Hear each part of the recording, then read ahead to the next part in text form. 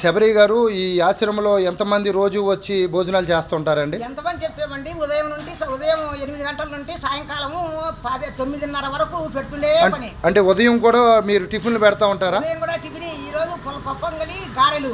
వాడు పల్లెని తీసుకొని వచ్చే గొప్ప సౌకర్యం కూడా లేదనకుండా పెడుతుండేది. ఎన్ని ప్రతిరోజు వర్షం పడినా ఎండ పడినా వరదం పడినా ఏది కరోనాలో పెట్టినాం.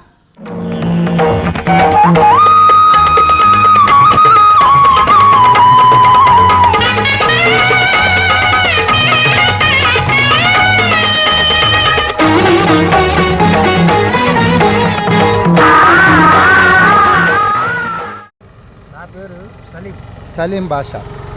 మీరు ఇక్కడికి ఏ పరిస్థితిలో వచ్చారు? ఇక్కడ రోజు భోజనాలు పెడతా ఉంటారా? డైలీ రోజు టిఫిన్ ఎన్ని రకాల టిఫిన్లు పెడతా ఉంటారు? ఒక రకం 2 రకాల టిఫిన్లు పెడతా ఉంటారు. వాళ్ళు పెడుతూ ఉంటారు, మేము తింటూ ఉంటాం. రోజు ఎంతమంది వచ్చినా పెడతా ఉంటారు. భోజనాలు అన్నీ పెడతా ఉంటారు. మీ 3 పూట్లు, పొద్దున్న భోజనం, మధ్యాహ్నం భోజనం, సాయంకాలం భోజనం, పొద్దున్న టిఫిను కంపల్సరీ పెడతారు. మీకు ఏమైనా ఫ్యామిలీస్ ఉన్నాయా? ఏమీ లేవు. అందరిని వదిలిపెట్టి బైరాగిలాగా బతకడం. జీవనోపాధ్యాయం ఎప్పుడన్నా తిండి లేనప్పుడు పరిస్థితి, వర్షం పడినప్పుడు మరి మీరు ఎక్కడ పడుకుంటూ ఉంటారు? ఏంటి మీ పరిస్థితి? షాపుల దగ్గర, రైల్వే స్టేషన్ కాడ పడుకుంటూ ఉంటారు. ఈ బిచ్చగాళ్ళ లైఫ్ మీకు మంచిగా అనిపిస్తుందా లేకపోతే ఏంటి? అంటే మనం చాలామంది అంటారు కదా, మన రాత బాగోపోతే పరిస్థితి మారుతుందని.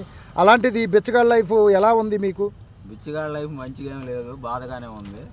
మంచిగా ఎవరికి ఉంటుంది, కానీ తప్పని పరిస్థితుల్లో ఇలా జీవిస్తున్నాం. ఏదన్నా మీకు బట్టలు కానీ ఏదైనా వసతులు అందుతూ ఉంటాయా? బట్టలు కానీ ఎవరు ఏమి ఇచ్చేవాళ్ళు ఎవరు లేరు.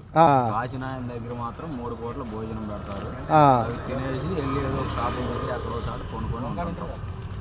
అది జరుగుతుంది ప్రస్తుతానికి.